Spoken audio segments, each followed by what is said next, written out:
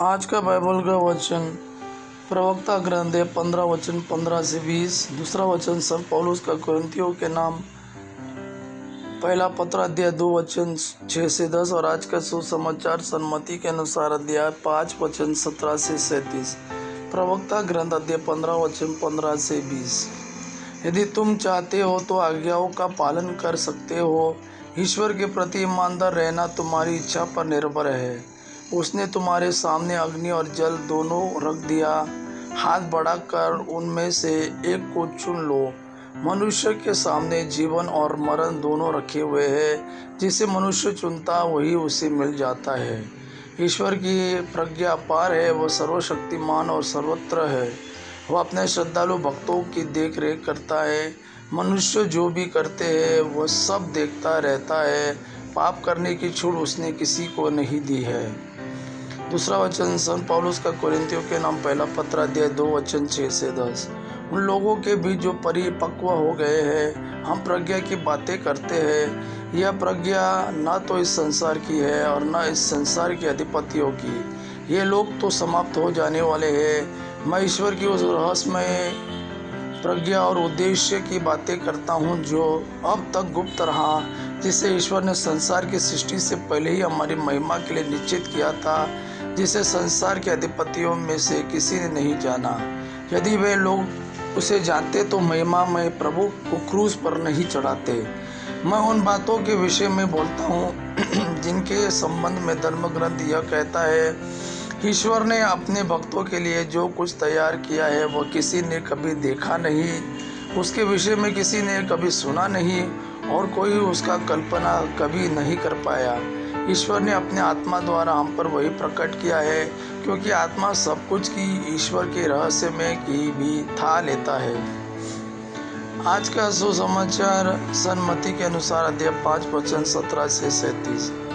यीशु ने अपने शिष्यों से कहा, यह न समझो कि मैं संहिता अथवा नबियों के लेखों को रद्द करने आया हूँ। उन्हें रद्द करने नहीं बल्कि पूरा करने आया हूँ। मैं तुम लोगों से कह देता हूँ, आकाश और पृथ्वी भले ही टल जाए, किंतु संहिता की एक मात्रा अथवा एक बिंदु भी नहीं पूरा हुए भी नहीं टलेगा।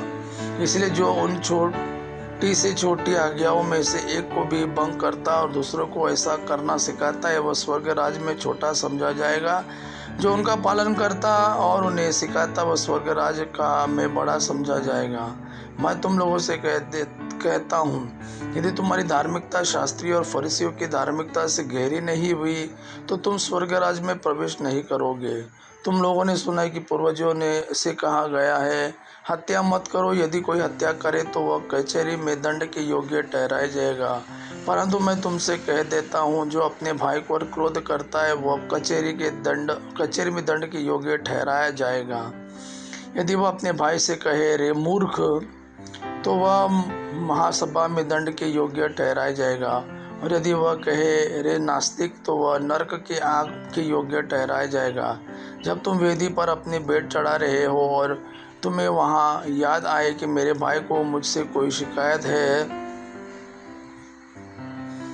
तो अपनी भेंट वही वेदी के सामने छोड़कर पहले अपने भाई से मेल करने जाओ और तब आकर अपनी भेंट चढ़ाओ। कचहरी जाते समय रास्ते में ही अपने मुद्दई से समझौता कर लो। कहीं ऐसा ना हो कि वह तुम्हें न्यायकर्ता के हवाले कर दे, न्यायकर्ता तुम्हें प्यादे के हवाले कर दे और प्यादा तुम्हें बंदीगृह में डाल दे।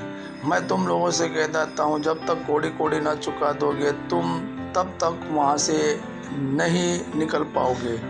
तुम लोगों ने सुना है कि कहा गया है, व्यभिचार मत करो। परंतु मैं तुमसे कहता हूँ, जो बुरी इच्छा से किसी स्त्री पर दृष्टि डालता है वह अपने मन में उसके साथ व्यभिचार कर चुका है।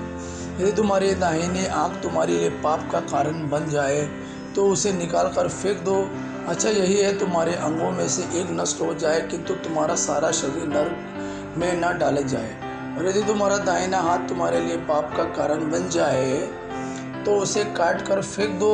अच्छा यही है कि तुम्हारे अंगों में से एक नष्ट हो जाए किंतु तुम्हारा सारा शरीर नरक में ना जाए। यह भी कहा गया है, जो कोई अपनी पत्नी को त्यागे वह उसे त्याग पत्र दे। परंतु मैं तुमसे कहता हूँ, व्यभिचार को छोड़ किसी अन्य कारण से जो अपनी पत्नी को त्याग देता है वह उससे व्यभिचार कराता है। वह जो त्यागी हुई स्त्री से विवाह करता है वह व्यभिचार करता है। तुम लोगों ने यह भी सुना है कि पूर्वजों से कहा गया है, झूठी शपथ मत खाओ, प्रभु के सामने खाई हुई शपथ को पूरा करो। परंतु मैं तुमसे कहता हूँ, शपथ कभी नहीं खानी चाहिए, ना तो स्वर्ग की, क्योंकि वह ईश्वर का सिंहासन है, न पृथ्वी की, क्योंकि वह उसका पावदान है, न यरूशलेम की, क्योंकि वह राज का नगर है, और न अपने सिर की, क्योंकि तुम इसका एक बाल भी सफ़ेद या काला नहीं कर सकते। तुम्हारी बात इतनी हो, हाँ कि हाँ, नहीं कि ना हाँ नहीं। जो इससे अधिक है वो बुराई से उत्पन्न होता है। यह प्रभु का वाणी है। प्रभु को धन्यवाद। आबा पिता की महिमा, पुत्र यीशु का प्रेम आप पर सदा सर्वदा बना रहे। आमीन।